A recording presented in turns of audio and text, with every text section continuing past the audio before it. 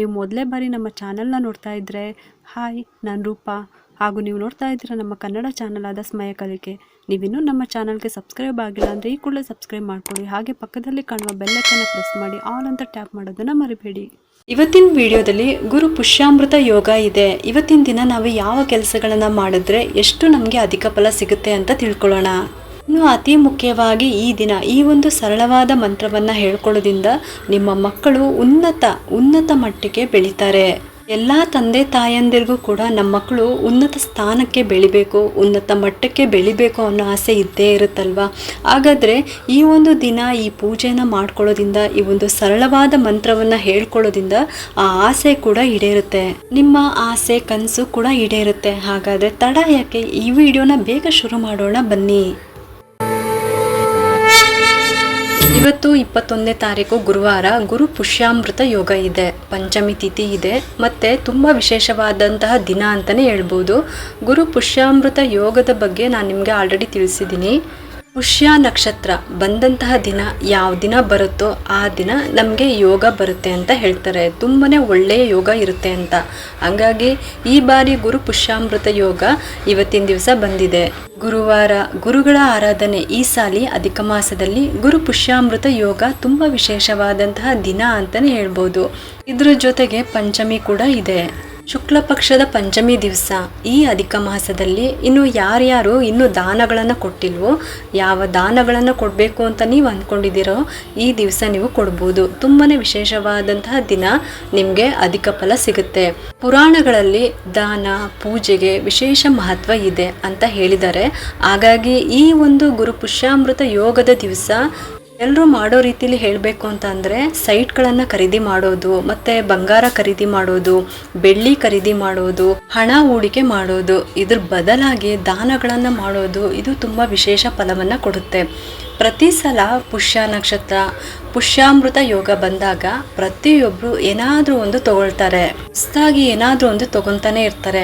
ಆದರೆ ಈ ಸಲ ಅಧಿಕ ಮಾಸ ಬಂದಿದೆ. ಅಧಿಕ ಮಾಸದಲ್ಲಿ ಗುರು ಪುಷ್ಯಾಮೃತ ಯೋಗ ಬಂದಿದೆ. ಇದನ್ನು ನಾವು ಪುಣ್ಯ ಸಂಪಾದನೆಗೆ ಬಳಸ್ಕೊಳ್ಳೋಣ. ಹಾಗಾಗಿ ನಮಗಾಗಿ ನಾವು ಭೋಗಕ್ಕಾಗಿ ಖರೀದಿ ಮಾಡೋದಲ್ಲ, ಇನ್ನೊಬ್ಬರಿಗಾಗಿ ಅಂದರೆ ದಾನ ಮಾಡೋದಕ್ಕಾಗಿ ಖರೀದಿಯನ್ನು ಮಾಡಬೇಕು. ಈ ರೀತಿ ಮಾಡಬಾರ್ದು ಅಂತ ಹೇಳಿಲ್ಲ.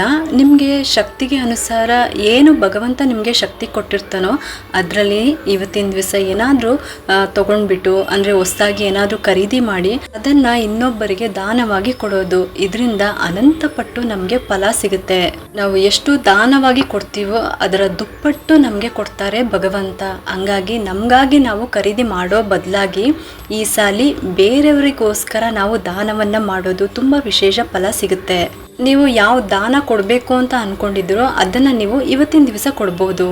ಇನ್ನು ಗುರು ಪುಷ್ಯಾಮೃತ ಯೋಗದ ದಿವಸ ವಿಶೇಷವಾಗಿ ಯಾವುದಾದ್ರೂ ಹೊಸ ಪೂಜೆಗಳನ್ನು ಮಾಡಬೇಕು ಅಂತ ಅಂದ್ಕೊಂಡಿದ್ರೆ ನೀವು ಪ್ರಾರಂಭ ಮಾಡ್ಕೋಬೋದು. ನಿಮ್ಮ ಮಕ್ಕಳಿಗಾಗಿ ವಿದ್ಯೆಗಾಗಿ ಮಾಡ್ಕೋಬೋದು. ಇನ್ನು ಯಾವುದೇ ವ್ರತ ಕೂಡ ಶುರು ಮಾಡ್ಕೋಬೋದು. ಸಂಕಲ್ಪ ಮಾಡಿಕೊಂಡು ನೀವು ಇವತ್ತಿನ ದಿವಸದಿಂದ ವ್ರತವನ್ನು ಶುರು ಮಾಡ್ಕೋಬೋದು.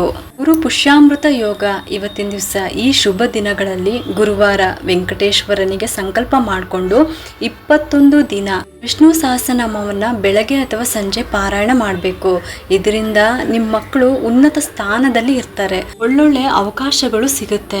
ಯಾರೆಲ್ಲ ಲೈಫ್ನಲ್ಲಿ ಸೆಟಲ್ ಆಗಬೇಕು ಅಂತ ತುಂಬ ಕಷ್ಟ ಪಡ್ತಾ ಇದ್ದೀರೋ, ತಂದೆ ತಾಯಂದಿರು ಮಕ್ಕಳಿಗೋಸ್ಕರ ತುಂಬ ಕಷ್ಟ ಪಡ್ತಾ ಇದ್ದೀರೋ, ಈ ಒಂದು ಸರಳವಾದ ವ್ರತನ ಮಾಡಿ ನೋಡಿ. ಖಂಡಿತವಾಗ್ಲೂ ನಿಮ್ಮ ಮಕ್ಕಳಿಗೆ ಒಳ್ಳೊಳ್ಳೆ ಅವಕಾಶಗಳು ಬರುತ್ತೆ.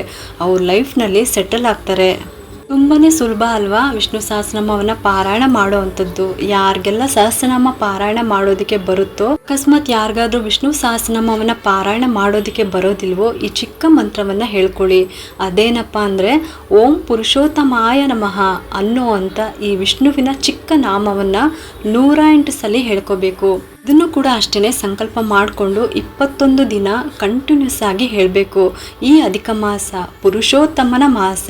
ಈ ಮಾಸ ಸಂಪೂರ್ಣವಾಗಿ ವಿಷ್ಣುವಿಗೆ ಮೀಸಲಾಗಿರೋದು. ಈ ಮಾಸದ ಅಧಿಪತಿ ಕೂಡ ವಿಷ್ಣು ಆಗಿರೋದ್ರಿಂದ ಭಗವಾನ್ ವಿಷ್ಣುವಿಗೆ ಸಂಬಂಧಪಟ್ಟಂತಹ ವ್ರತಗಳನ್ನು ಮಾಡೋದ್ರಿಂದ ಭಗವದ್ಗೀತೆ, ಭಾಗವತ ಪುರಾಣ ಈ ರೀತಿ ಪಾರಾಯಣ ಮಾಡೋದ್ರಿಂದ ಭಗವಂತನ ಆಶೀರ್ವಾದ ಮತ್ತೆ ಅನುಗ್ರಹ ಸಿಗುತ್ತೆ. ನಮ್ಮ ಜೀವನದಲ್ಲಿ ಒಂದು ಒಳ್ಳೆ ಅವಕಾಶಗಳು ಸಿಗ್ತಾ ಹೋಗುತ್ತೆ. ತುಂಬಾ ಜನ ಹೇಳೋದನ್ನ ನೀವು ಕೇಳಿರ್ತೀರಾ ಅಲ್ವಾ, ಒಂದು ಬಿಸ್ನೆಸ್ ಮಾಡೋ ಅಂಥವ್ರೇ ಆಗಿರ್ಬೋದು, ಫೈನಾನ್ಸ್ ಮಾಡೋ ಅಂಥವ್ರೇ ಆಗಿರ್ಬೋದು, ಹಣಕಾಸಿಗೆ ಸಂಬಂಧಪಟ್ಟಂತೆ ಯಾವುದೇ ಕೆಲಸಗಳನ್ನು ಮಾಡೋ ಅಂಥವ್ರೇ ಆಗಿರ್ಬೋದು, ಹೆಚ್ಚಾಗಿ ತಿರುಪತಿ ತಿಮ್ಮಪ್ಪನ ದರ್ಶನ ಮಾಡುವಂಥದ್ದು, ಹಾಗೆ ಆರಾಧನೆ ಮಾಡುವಂಥದ್ದು ಕೇಳಿರ್ತೀರಾ.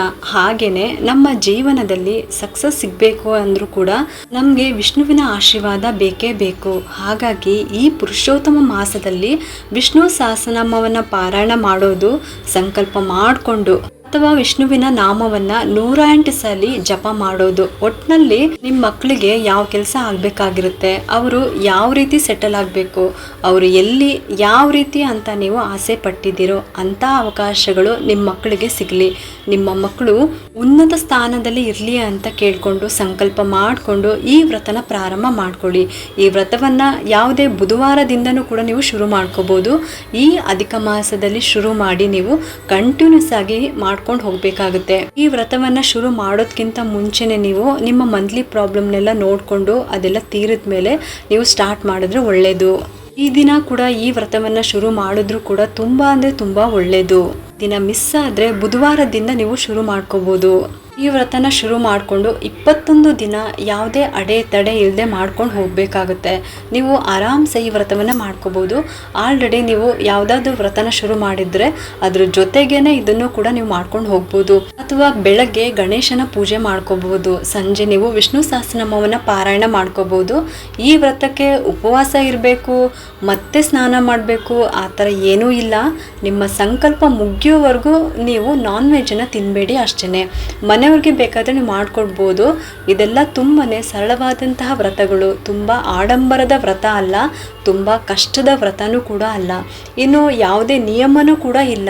ನಿಮ್ಮ ಮನೆಯಲ್ಲಿ ವಿಷ್ಣುವಿನ ವಿಗ್ರಹ ಅಥವಾ ಫೋಟೋ ಇಲ್ಲ ಅಂದ್ರೂ ಪರವಾಗಿಲ್ಲ, ಮನಸ್ಸಲ್ಲಿ ಆ ಭಗವಂತನ ಸ್ಮರಣೆ ಮಾಡ್ಕೊಳ್ತಾ ಒಂದೇ ಒಂದು ತುಳಸಿಯನ್ನ ಸ್ವಲ್ಪ ಅಕ್ಷತೆಯನ್ನ ಕೈಯಲ್ಲಿಟ್ಕೊಂಡು ವಿಷ್ಣುವಿನ ಸ್ಮರಣೆ ಮಾಡ್ಕೊಳ್ತಾ ಶಾಂತಾಕಾರಂ ಭುಜಗಶಯನಂ ಪದ್ಮನಾಭಂ ಸುರೇಶಂ ವಿಶ್ವಾಧಾರಂ ಗಗನ ಸದೃಶಂ ಮೇಘವರ್ಣಂ ಶುಭಾಂಗಂ ಲಕ್ಷ್ಮೀಕಾಂತಂ ಕಮಲನಯನಂ ಯೋಗಿ ಭೃತ್ಯಾನಗಮ್ಯಂ ವಂದೇ ವಿಶ್ವಂ ಭವಭಯಹರಂ ಸರ್ವಲೋಕೈಕನಾಥಂ ಅಂತ ಹೇಳ್ಕೊಂಡು ಓಂ ನಮೋ ಭಗವತೆ ವಾಸುದೇವಾಯ, ಓಂ ನಮೋ ಪುರುಷೋತ್ತಮಾಯ ನಮಃ ಅಂತ ಹೇಳ್ತಾ ನಿಮ್ಮ ಕೋರಿಕೆ ಏನಿದೆ, ನಿಮ್ಮ ಮಕ್ಕಳ ಬಗ್ಗೆ ನಿಮ್ಮ ಬೇಡಿಕೆ ಏನಿದೆ ಅದನ್ನು ಮಾತ್ರ ಹೇಳ್ಕೊಂಡು ನಿಮ್ಮ ಮಕ್ಕಳು ಯಾವ ಕಂಪ್ನಿನಲ್ಲಿ ಕೆಲಸ ಮಾಡಬೇಕು, ಅವ್ರಿಗೆ ಎಂಥ ಕೆಲಸ ಸಿಗಬೇಕು ಅದನ್ನು ನೀವು ದೇವ್ರ ಹತ್ರ ಹೇಳ್ಕೊಂಡ್ಬಿಟ್ಟು ಆ ಅಕ್ಷತೆ ಮತ್ತು ತುಳಸಿಯನ್ನು ಕಳಶದ ಮುಂದೆನೆ ಅಥವಾ ವೆಂಕಟೇಶ್ವರ ಫೋಟೋ ಇದ್ದರೆ ಅಥವಾ ವಿಗ್ರಹ ಇದ್ದರೆ ಅಥವಾ ಕೃಷ್ಣನ ಫೋಟೋ ಇದ್ರೂ ಕೂಡ ಅದ್ರ ಮುಂದೆ ಹಾಕಬೇಕು.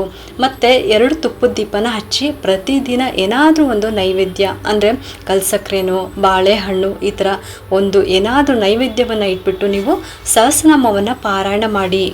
21ನೇ ದಿನ ಅಧಿಕ ಮಾಸದಲ್ಲಿ 21ನೇ ದಿನ ಕಂಪ್ಲೀಟ್ ಆದಾಗ ಕೊನೆ ದಿನ 33 ತುಪ್ಪದ ಬತ್ತಿಗಳನ್ನು ಅಂದರೆ ದೀಪಗಳನ್ನು ಹಚ್ಚಿ ನಿಮ್ಮ ವ್ರತನ ಸಮಾಪ್ತಿ ಮಾಡ್ಕೋಬೋದು. ಅಥವಾ ಏನಾದರೂ ಕಂಟಿನ್ಯೂಸ್ ಆಗಿ ಮಾಡ್ತಾ ನೆಕ್ಸ್ಟು ಮತ್ತೆ ಮುಂದುವರಿಸ್ತೀವಿ ಅಂತ ಅಂದರೂ ಕೂಡ ಕೊನೆ ದಿನ ನೀವು ವಿಷ್ಣು ಸಹಸ್ರನಾಮವನ್ನು ಪಾರಾಯಣ ಮಾಡಿಬಿಟ್ಟು ವಿಷ್ಣು ದೇವಸ್ಥಾನಕ್ಕೆ ಹೋಗ್ಬಿಟ್ಟು ಪೂಜೆ ಮಾಡಿಸೋದು, ಅರ್ಚನೆ ಮಾಡಿಸ್ಕೊಂಡು ಬರಬೇಕಾಗುತ್ತೆ. ವ್ರತನ ಮುಗಿಸಿದ್ದೀನಪ್ಪ, ನನ್ನ ಕೋರಿಕೆ ಈಡೇರಿಸು ಅಂತ ಕೇಳಿಕೊಂಡು ಬನ್ನಿ. ಇದು ತುಂಬಾ ಸರಳವಾದಂತಹ ವಿಧಾನ, ಆದರೆ ಕಂಟಿನ್ಯೂಸ್ ಆಗಿ ಮಾಡಬೇಕು ಅಷ್ಟೇ. 5 ದಿನ ಮಾಡ್ಬೋದಾ ಇಲ್ಲ 9 ದಿನ ಮಾಡ್ಬೋದಾ ಅಂತ ಮಾತ್ರ ಕೇಳಬೇಡಿ. 21 ದಿನ ಅಂದರೆ 21 ದಿನ ಮಾಡಲೇಬೇಕು. ಇನ್ನು ವಿಷ್ಣು ಸಹಸ್ರನಾಮವನ್ನು ಓದೋದಕ್ಕೆ ಬರೋದಿಲ್ಲ ಅಂತ ಅನ್ನೋರು ನಾ ಆಗ್ಲೇ ಹೇಳ್ದಂಗೆ ಓಂ ಪುರುಷೋತ್ತಮಾಯ ನಮಃ ಅಂತ ಹೇಳಿದ್ರೆ ಸಾಕು. ಅಂದರೆ 108 ಸಲ ಹೇಳ್ಕೋಬೇಕು. ಅಲ್ಲದೆ ವಿಷ್ಣುವಿನ ಅಷ್ಟೋತ್ತರವನ್ನು ಮಾಡ್ಕೊಳ್ಳಿ. ಒಟ್ಟಿನಲ್ಲಿ ವಿಷ್ಣುವಿನ ಪೂಜೆಗೆ ಆದ್ಯತೆ ಹೆಚ್ಚು. ತಪ್ಪದೆ ಯಾರಿಗೆ ಬರುತ್ತೋ ವಿಷ್ಣು ಸಹಸ್ರನಾಮವನ್ನು ಪಾರಾಯಣ ಮಾಡಿಕೊಂಡು ನಿಮ್ಮ ಇಷ್ಟಾರ್ಥಗಳೆಲ್ಲ ಈಡೇರಿಸ್ಕೊಳ್ಳಿ. ಇನ್ನು ನಾ ಆಗ್ಲೇ ಹೇಳ್ದಂಗೆ ವ್ರತ ಕೂಡ ಇವತ್ತಿನ ದಿವಸದಿಂದ ಶುರು ಮಾಡ್ಕೋಬಹುದು ಸಂಕಲ್ಪ ಮಾಡಿಕೊಂಡು. ಇನ್ನು ಪೂಜೆಯನ್ನು ಮಾಡೋರು ವಿಶೇಷ ಪೂಜೆಗಳನ್ನು ಮಾಡ್ಬೋದು. ಇವತ್ತು ಹೆಚ್ಚಾಗಿ ಭಗವಂತನ ಆರಾಧನೆ, ಲಕ್ಷ್ಮೀ ದೇವಿಯ ಆರಾಧನೆ ವಿಶೇಷವಾಗಿ ಮಾಡಿ ಅಂತಲೇ ಹೇಳ್ತೀನಿ. ಪುಷ್ಯಾಮೃತ ಯೋಗ ಇರೋ ದಿನ, ಪುಷ್ಯ ನಕ್ಷತ್ರ ದಿನ ಲಕ್ಷ್ಮೀ ದೇವಿಯನ್ನು ಎಷ್ಟು ಪ್ರಾರ್ಥನೆ ಮಾಡ್ತೀವೋ, ಎಷ್ಟು ಆರಾಧಿಸುತ್ತೀವೋ ಅಷ್ಟೂ ನಮಗೆ ಒಳ್ಳೆ ಫಲ ನಮಗೆ ಕೊಡ್ತಾರೆ. ಹಾಗಾಗಿ ಬರೀ ಲಕ್ಷ್ಮೀ ದೇವಿ ಪೂಜೆ ಮಾಡೋದಲ್ಲ, ಶ್ರೀನಿವಾಸ ದೇವರ ಸಹಿತವಾಗಿ ಲಕ್ಷ್ಮೀ ದೇವಿಯ ಪೂಜೆಯನ್ನು ನಾವು ಮಾಡ್ಕೋಬೇಕು. ಮತ್ತು ಅಡ್ಮಿಷನ್ ಮಾಡಿಸ್ಬೋದಾ ಅಥವಾ ವಿದ್ಯೆ ಪ್ರಾರಂಭ ಮಾಡೋದೇ ಆಗಿರ್ಬೋದು, ಅಕ್ಷರಾಭ್ಯಾಸ ಮಾಡಿಸೋದೇ ಆಗಿರ್ಬೋದು, ಎಲ್ಲನೂ ಕೂಡ ಈ ದಿನ ಮಾಡಿಸ್ಬೋದು. ಇನ್ನು ಏನಾದರೂ ಪರ್ಚೇಸ್ ಮಾಡೋದಕ್ಕೆ ಮುಖ್ಯವಾಗಿ ಅಧಿಕ ಮಾಸದಲ್ಲಿ ದಾನ ಮಾಡೋದು ಶ್ರೇಷ್ಠ. ಹಾಗಾಗಿ ಈ ದಿನ ವಿಶೇಷವಾಗಿ ದಾನ ಧರ್ಮಗಳನ್ನು ಮಾಡ್ಬೋದು, ಪೂಜೆ ಪುನಸ್ಕಾರಗಳನ್ನು ಮಾಡ್ಕೋಬೋದು. ಇನ್ನು ಯಾರು ಇನ್ನೂ ಅಧಿಕ ಮಾಸದ ಪೂಜೆಯನ್ನು ಮಾಡ್ತಾ ಇಲ್ವೋ ಈ ದಿನದಿಂದ ಪ್ರಾರಂಭ ಮಾಡ್ಕೋಬೋದು. ಹೀಗೆ ಈ ಒಂದು ಅಧಿಕ ಮಾಸದಲ್ಲಿ ಒಂದು ತಿಂಗಳು ನಾವು ಭಗವಂತನ ಆರಾಧನೆ, ಪುರುಷೋತ್ತಮನ ಆರಾಧನೆ, ಪುರುಷೋತ್ತಮರ ಪ್ರೀತಿಗಾಗಿ ನಮ್ಮ ಶಕ್ತಿಗೆ ಅನುಸಾರ ದಾನಗಳನ್ನು ಮಾಡೋದು, ವಿಶೇಷ ಪೂಜೆಗಳನ್ನು ಮಾಡೋದು, ಸ್ತೋತ್ರ ಪಾರಾಯಣ ಮಾಡೋದು, ನಮಸ್ಕಾರಗಳನ್ನು ಹಾಕೋದೇ ಆಗಿರ್ಬೋದು. ಈ ಥರ 33 ದೇವರ ನಾಮಗಳನ್ನು ಹಾಡೋದು, ಸ್ತೋತ್ರಗಳನ್ನು ಹೇಳ್ಕೊಳ್ಳೋದು, ಈ ರೀತಿಯಲ್ಲಿ ಈ ಒಂದು ಪುರುಷೋತ್ತಮ ಮಾಸವನ್ನು ನಾವು ದೇವರ ಆರಾಧನೆಯಲ್ಲಿ ಕಳೆಯೋಣ. ನಮ್ಮ ಒಂದು ಭೋಗವನ್ನು ಪಕ್ಕಕ್ಕಿಟ್ಬಿಟ್ಟು ಮುಂದೆ ನಾವು ಮಾಡ್ಕೊಳ್ಬೋದು ಅಲ್ವಾ. ಸಮಯ ಬಂದೇ ಬರುತ್ತೆ.